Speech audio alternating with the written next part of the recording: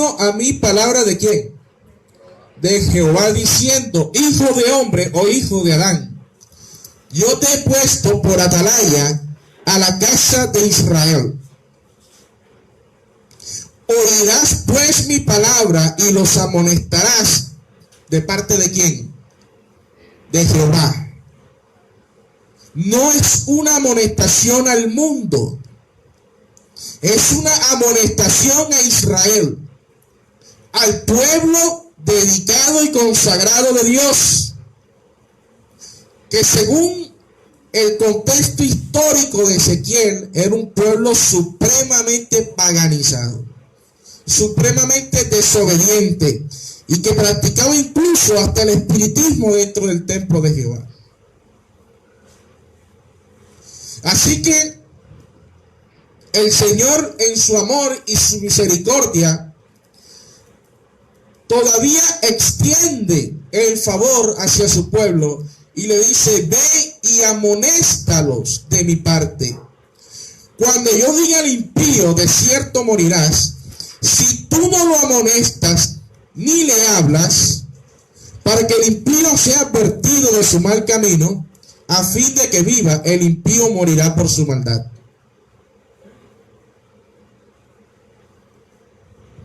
Pero su sangre demandaré de tu mano. Yo lo aprendí así: si yo digo al pecador que él va a morir y tú no le adviertes, él morirá por su pecado, pero la sangre de él la demandaré de tu mano. Versículo 19. Pero si tú amonestas al pecador y él no se convierte de su impiedad y de su maldad y su mal camino, él morirá por su maldad, pero tú habrás librado tu vida. Si el justo se aparta de su justicia, ojo, el justo, el que siempre ha sido cristiano, el que siempre ha sido el anciano de la iglesia, el que siempre ha sido el líder de la iglesia, el que siempre ha sido el ejemplo, llega un momento en el que pasó de ser justo, recto, a ser impío. Y dice: si el justo se aparta de su justicia y comete maldad, y yo pongo tropiezo delante de él, él morirá porque tú no lo amonestaste. En su pecado morirá, y sus justicias que había hecho antes ya no serán tenidas en cuenta. Pero ¿qué cosa? Pero su sangre demandaré de tu mano. Pero si amonestas al justo para que no peque, y no peca, de cierto vivirá, porque fue amonestado, y tú habrás librado tu vida. Qué advertencia tan brava, diría yo. Qué advertencia tan complicada.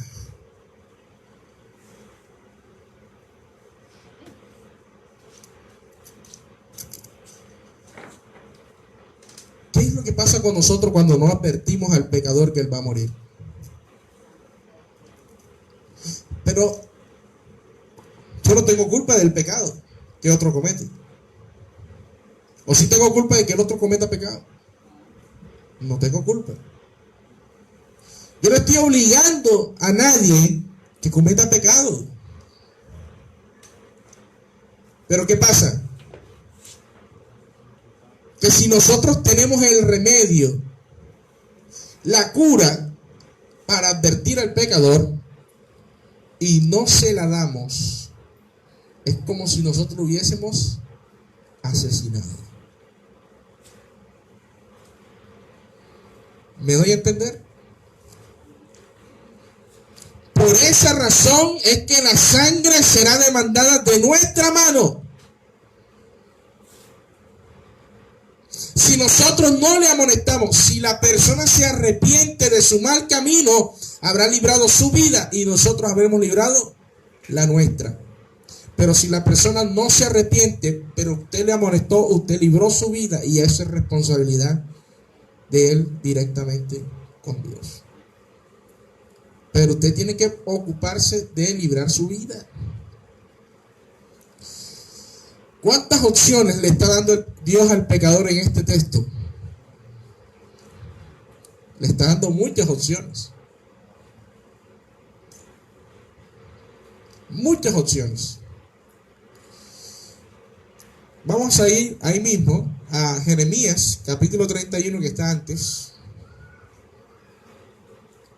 Y vamos a ver cómo el amor de Dios se ha ido manifestando a través de los siglos, tratando de llamarnos a nosotros al arrepentimiento.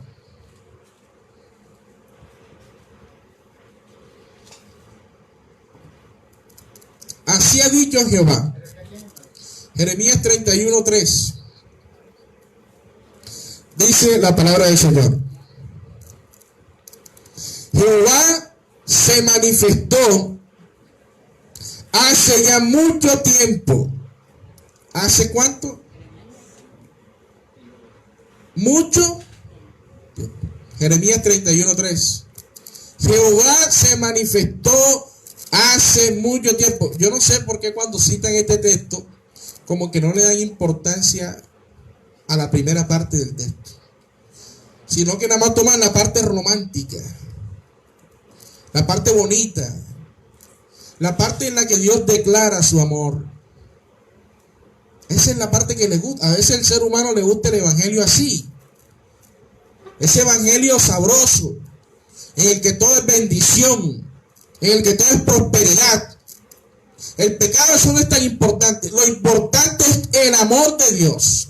Lo importante es que tú veas cuánto Dios te ama. Si tú estás en pecado o no, mira, eso con el tiempo tú vas a ir cambiando, pero lo importante es que tú veas que el Señor te puede prosperar, que el Señor te puede bendecir. Ese es el evangelio que están vendiendo hoy.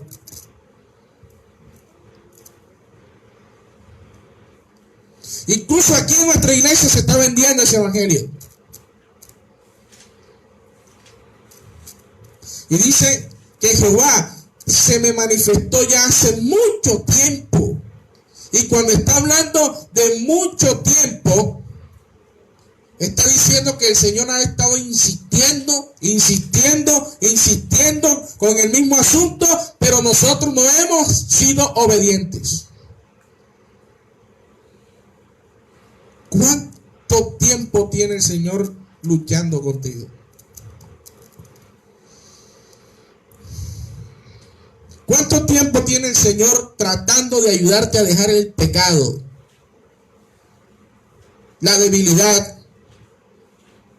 O de pronto no es ni siquiera un pecado, una debilidad que pueda ser muy grave, sino simplemente el hecho de ser contumaz, de no querer cumplir el propósito que Dios tiene contigo. Estás en la iglesia, pero no quieres cargo. Estás en la iglesia, pero no trabajas. Y el Señor quiere hacer contigo, pero tú, ¿qué es lo que está pasando ahí? Y por eso Jeremías dice: Jehová se me manifestó hace ya mucho tiempo. Versículo. Vamos a ir al primer versículo. En aquel tiempo, dice Jehová, yo seré el Dios de todas las familias de Israel, y ellas serán mi pueblo. Así ha dicho Jehová: el pueblo que escapó de la espada halló gracia en el desierto cuando Israel iba en busca de reposo. Jehová se me manifestó hace ya mucho tiempo diciendo: con amor eterno te he amado, por eso te prolongué mi misericordia. Eso no se lo está diciendo el Señor a Israel ahí, en el capítulo 31. Esto se lo dijo el Señor a Israel ¿hace cuánto? Hace mucho tiempo. Por eso cuando toman este texto y lo sacan del contexto, donde nada más toman esa parte bonita donde dice: con amor eterno te he amado, por lo tanto te prolongué mi misericordia. Yo digo, es que estas personas cuando hacen eso ni siquiera saben qué es lo que están haciendo. Porque aquí el Señor está hablando de que hace mucho tiempo viene insistiendo. Y que el amor ha sido tan eterno con el que lo ha amado. Y que le ha tocado, escuchen, que le ha tocado prolongar alargar su misericordia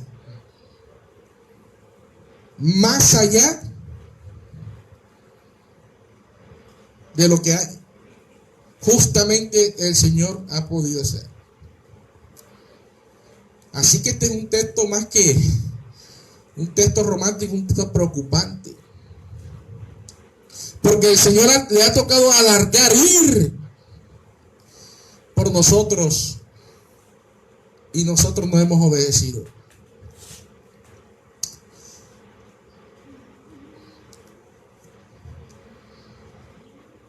Job 33:15 dice de la siguiente manera: de una u otra manera trata Dios de comunicarse con el hombre a través de sueños y visiones, y por la noche abre el oído del hombre y le revela su consejo, pero el hombre no presta atención. Entonces Dios habla a través de la enfermedad y castiga al hombre con dolor en su cama, y los huesos que antes no se veían ahora se ven. Y esto lo hace Dios 1, 2 y hasta 3 veces para apartar al hombre del mal.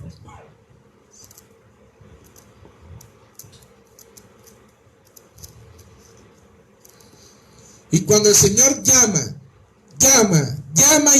no es llama el animal ese del desierto, es llama de llamar. Cuando el Señor te llama y insiste tanto, llega un momento en el que ya el método de llamarte cambia. Ya no te va a llamar con cuerdas de amor.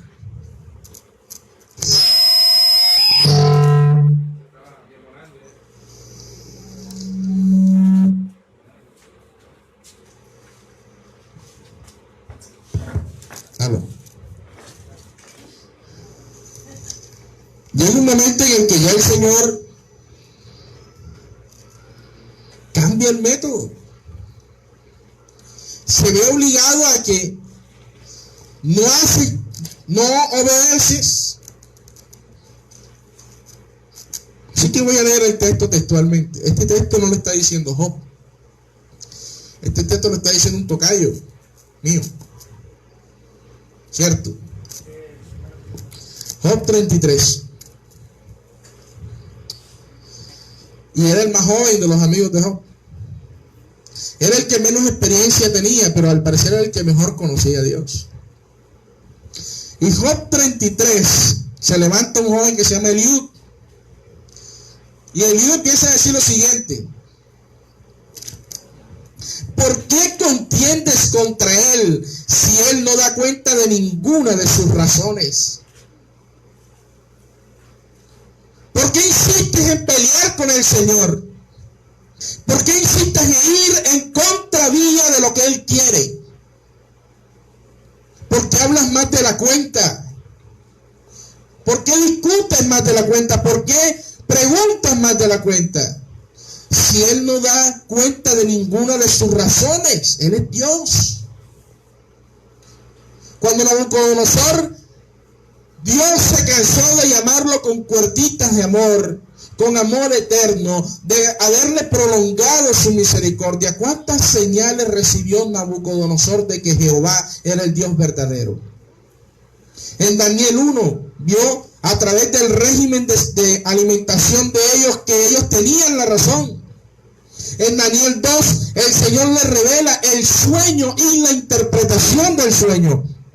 En Daniel 3 fueron echados en un foso, en un horno ardiente, y vio el milagro que sucedió allí. En Daniel 4 ya el Señor se le acabó la paciencia y dijo: con las bestias será tu morada, 7 tiempos pasarán. Es decir, ya no te voy a llamar con milagros ni con... No, lo enfermó de la mente, lo enloqueció.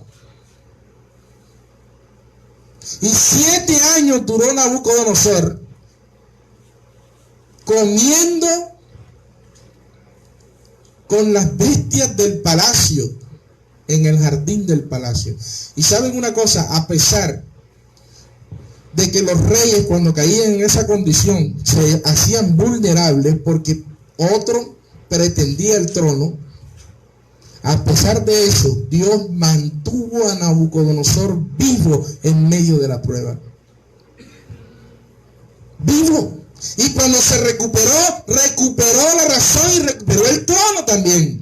Y al final dice, ese Dios que está allá es todopoderoso. Eso está en Daniel capítulo 4. Y no hay quien detenga su mano y le diga, ¿qué haces? 4:34 y 35.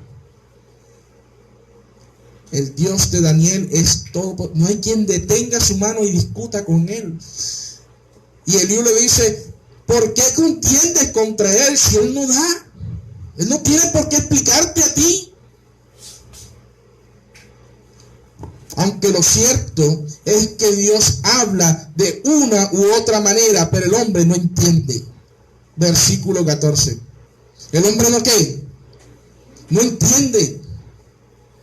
Por sueños y en visión nocturna.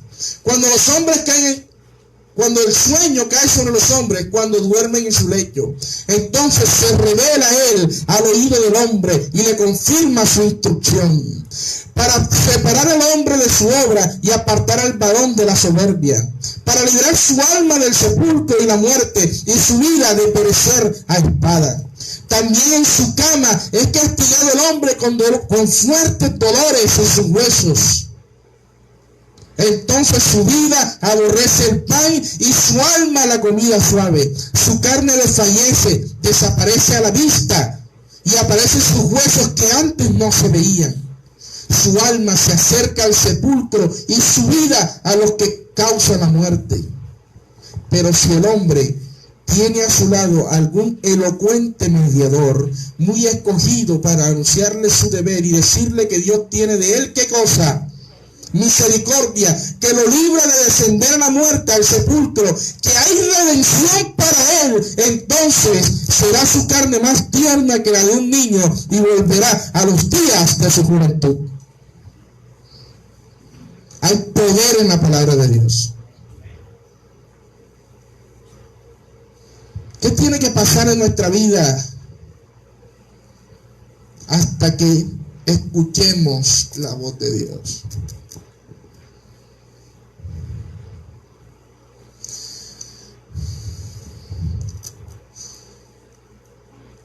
¿Te acuerdas de ese momento en el que sentiste que Dios te llamó?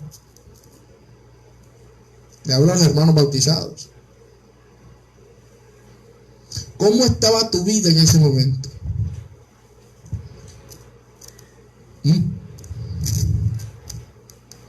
Versículo 22, yo te voy a decir cómo estaba tu vida.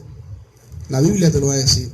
Estaba cercana a la muerte. ¿Y cuántas personas no tuvieron que pasar primero por el filo de la muerte para llegar a aceptar al Señor como su Salvador y su Redentor? ¿Cuántas personas no tuvieron que experimentar la pérdida de la vida, de la salud, de la familia? ¿Cuántas personas no se salvaron incluso del suicidio, de morir perdidos en un accidente? ¿Cuántas personas huyendo de la muerte porque andan en negocios sucios, escapando, se encontraron con el Señor? Tuvieron que pasar por ese proceso, porque cuando el Señor los llamó a través del hermano, del papá, de la mamá, de la familia, del amigo, de ese mediador que le anuncia que tiene redención y misericordia, no hizo caso. Entonces el Señor le permitió hacerlo a su manera. Es decir, la manera del Señor no es la enfermedad. La manera del Señor no es que los huesos se vean. La manera del Señor no es que la carne se te pegue al esqueleto. La manera del Señor no es tenerte cerca de la muerte. Esa es la manera que nosotros escogimos para ser llamados. Esa es la manera que muchas veces escogemos para ser llamados. El hermano Hugo me contaba cómo fue que él se dio cuenta de la necesidad que tenía de Dios, que casi pierde la vida realizando una labor de su trabajo. Y cuando se vio frente a frente con la muerte fue donde dijo: Señor, yo tengo que entregarte mi vida. Porque esperanza hay para todo el que vive. Para ti que estás vivo hay esperanza. Porque después de muerto, ni pagando las misas a $1.000.000 vas a tener esperanza. Ni pagando misa cantada, ni con nada vas a tener esperanza.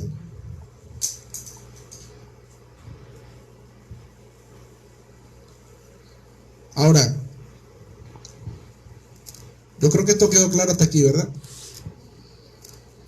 Así como Dios nos llamó a nosotros un día y llama a cada ser humano por nombre propio, así también Dios llama a la humanidad entera,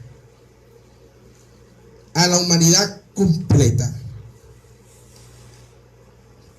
Y un día, más gracia ya no habrá. Pues despreciaste hoy, acepta pecador, la salvación de Dios. Día fatal vendrá, cuando no habrá lugar. La puerta se abre hoy y tú podrás entrar. Vamos a ir y vamos a leer un relato. Nosotros no vamos a explicar eso. Yo quiero que usted vea el relato cuando a la humanidad se le va a acabar el tiempo.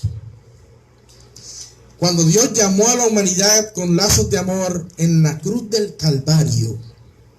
Ese fue el llamado que recibió la humanidad. Por eso, los que murieron antes de Cristo no murieron siendo salvos, pero sí se salvan porque a través de la fe vieron su salvación a futuro.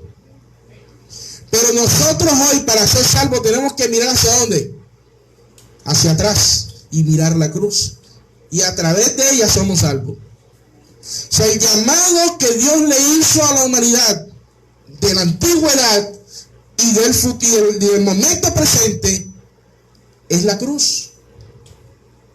Ahí es donde está el llamado.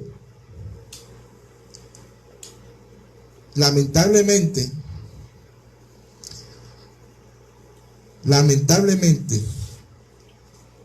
tenemos que leer lo que vamos a leer en Apocalipsis capítulo 16.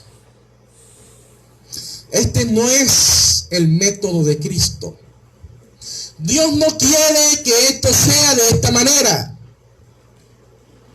Y porque Él no quiere que esto sea de esta manera, Él te dejó escrito en su palabra para advertirte que Él no quiere que sea de esta manera.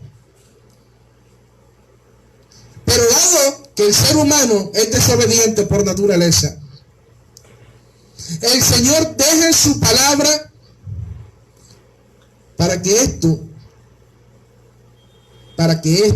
sea entendido como una prolongación de su misericordia. Así que Apocalipsis capítulo 16, que es donde empiezan a derramarse las copas de la ira, las plagas, donde ya Dios se cansó, donde ya Dios le puso límites,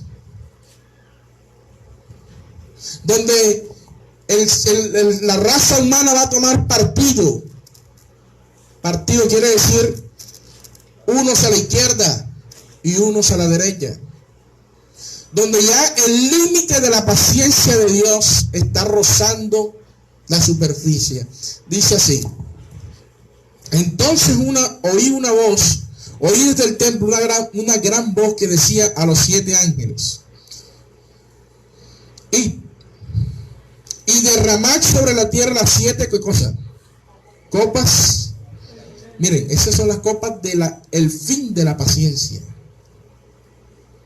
Nosotros nos airamos cuando ya nuestra paciencia rebosó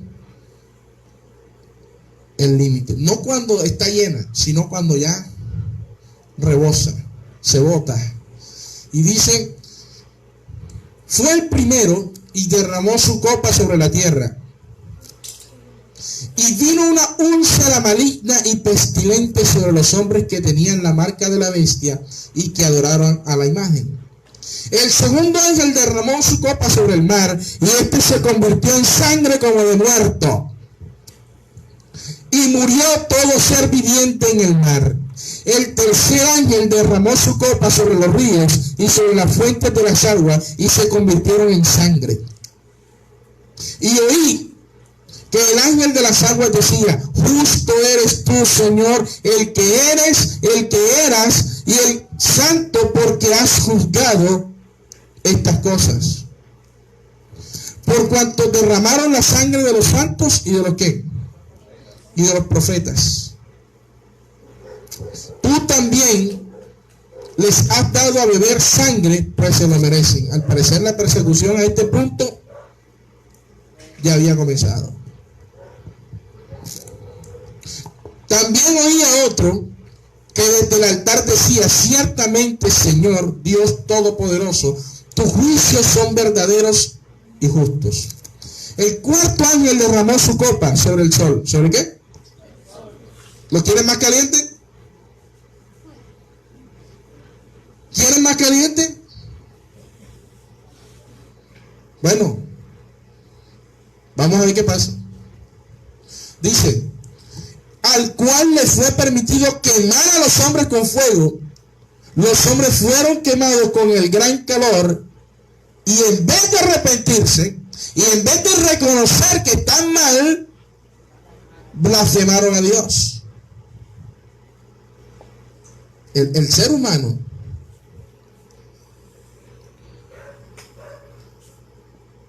no hay algo más terco que el ser humano, ni la mula. La mula anda, pero que el ser humano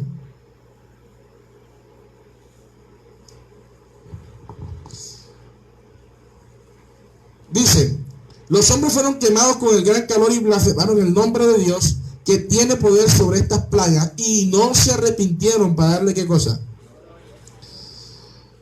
Terrible.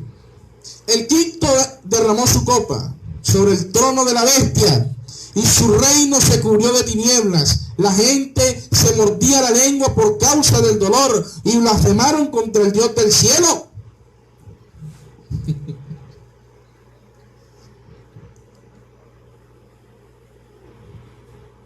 Yo a veces cuando leo este capítulo me río porque a un niño lo castigan y a veces el castigo es tan fuerte que el niño no vuelve a desobedecer más. Pero es que estos llevaban 5 castigos y 5 castigos fuertes, hasta muertos había habido ahí o habrá. Es decir, y ellos no reconocen la culpa, sino que culpan a Dios de lo que está pasando. Es decir, es como cuando el niño le dice al papá que lo está corrigiendo, te odio. Pero es que él te está corrigiendo porque cometiste un error. Pero el niño no mira el error, el niño mira ¿qué cosa? El castigo. Eso es cuando la raza humana quiere hacer lo que le da la gana. Y entonces viene el papá y le dice al niño, yo te dije que no hicieras eso. Hasta con tilde y todo. ¿Ah? ¿Cierto? Y a mí cuando yo estaba niño, a mí me corregían y yo aprendía. Pero estos que están aquí,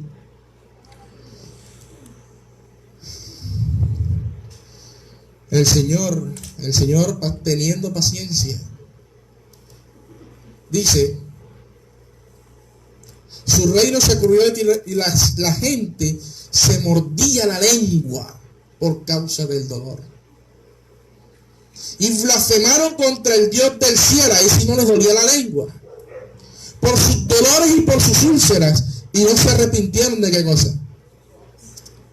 El sexto ángel derramó su copa sobre el gran río Éufrates, y el agua de este se secó para preparar el camino de los reyes del oriente. Vi salir de la boca del dragón, de la boca de la bestia y de la boca del falso profeta 3 espíritus inmundos a manera de rana.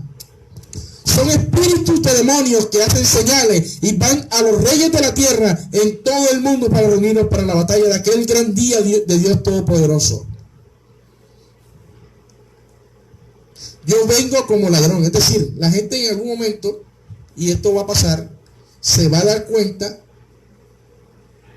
que los que están dirigiendo estos poderes son demonios. La gente se va a dar cuenta.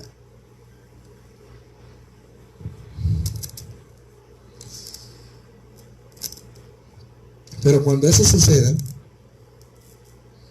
el ser humano no se habrá dado cuenta que ya el tiempo de la gracia, el tiempo del llamado, se acabó.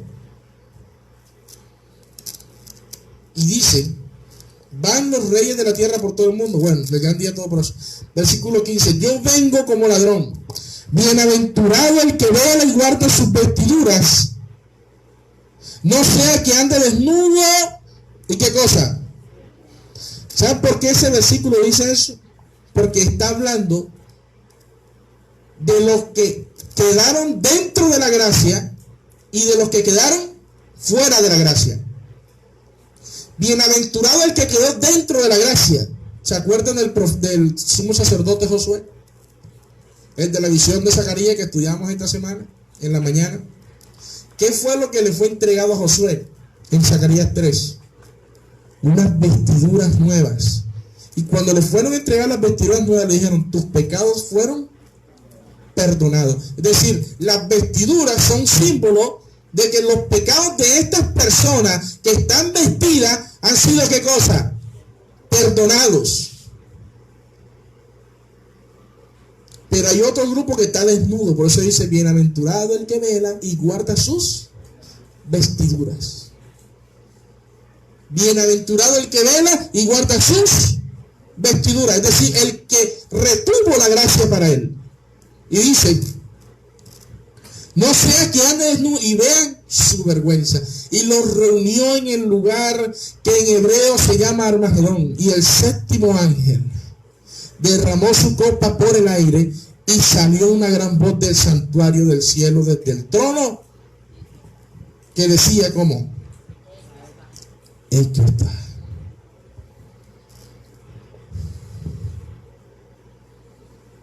Cuando Dios terminó la creación, en Génesis capítulo 2, versículo del 1 al 3, con el sábado, se dio el primer anuncio de la obra.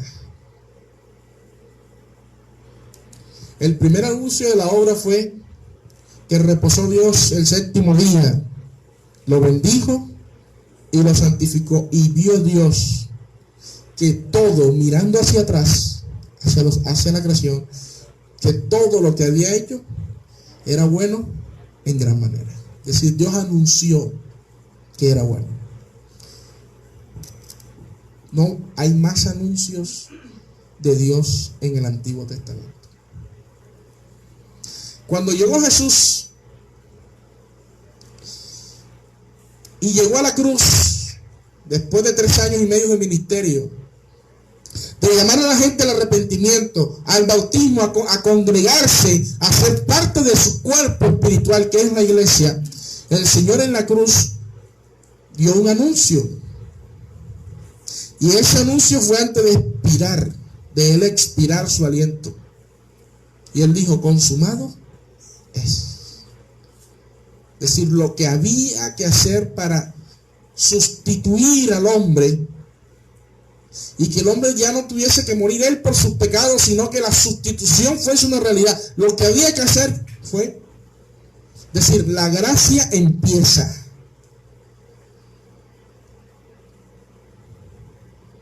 Ellos dirán, ya la gracia estaba, sí, pero realmente Pedro, en 1 de Pedro capítulo 1, versículo 19 y 20 dice que la gracia se manifestó, fue en la cruz. Antes se creía por fe, pero ahora estaba manifiesta.